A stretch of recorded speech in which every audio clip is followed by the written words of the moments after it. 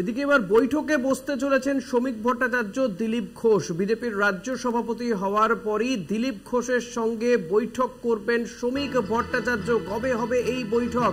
বৈঠকের পর কি নতুন কোনো দায়িত্ব পাবেন দিলীপ ঘোষ? গোটা বিষয়টি বিস্তারিতভাবে জানবো আমাদের বিশেষ প্রতিনিধি অঞ্জন রায়ের কাছ থেকে। অঞ্জন দা, কবে হবে এই বৈঠক?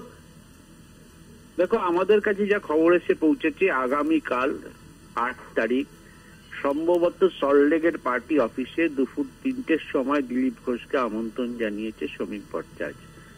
বর্তমান সভাপতি প্রাক্তন সভাপতিকে আমন্ত্রণ জানিয়েছেন। আমন্ত্রণের জানানোর মূল কারণ হচ্ছে যে দিলীপ ঘোষ কিছুটা বিতর্কের মধ্যে গেছিলেন, ফলে পার্টি অফিসে যাওয়া বন্ধ হয়ে গেছিল, তাকে পার্টির কোনো সভায় ডাকা হচ্ছিল না।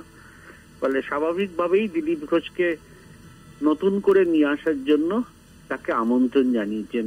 শ্রমিক ভট্টাচার্য দায়িত্ব নিয়েও বলেছেন। আজকে আমাদের সঙ্গে কলকাতা টিভির সঙ্গে যে ইন্টারভিউ হয়েছে তাতেও তিনি বলেছেন যে আমি সবাইকে সঙ্গে নিয়ে কাজ করব, মান অভিমানের কোনো জায়গা নেই, সবাইকেই আমি ডাকবো, ডেকে কথা বলবো এবং আমি চাইবো প্রত্যেকে আমার সঙ্গে কাজ করুক। সম্ভবত এই থিওরিতেই তিনি দিলীপ ঘোষকে ডেকে পাঠালেন।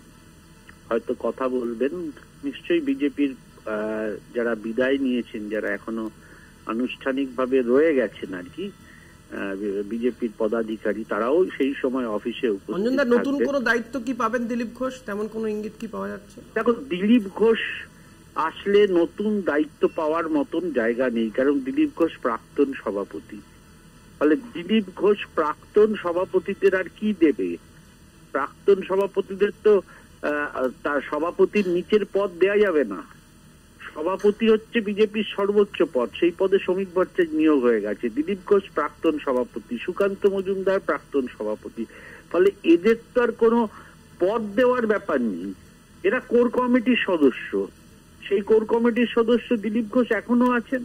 ফলে স্বাভাবিকভাবেই দিলীপ ঘোষ আসা মানে দিলীপ ঘোষকে হয়তো কোনো দায়িত্ব দেবে, সাংগঠনিক দায়িত্ব দেবে, যে এই জেলাগুলো আপনি একটু মনিটরিং করুন, এই জেলাগুলোতে যান, বিভিন্ন জায়গায় জনসভা করুন।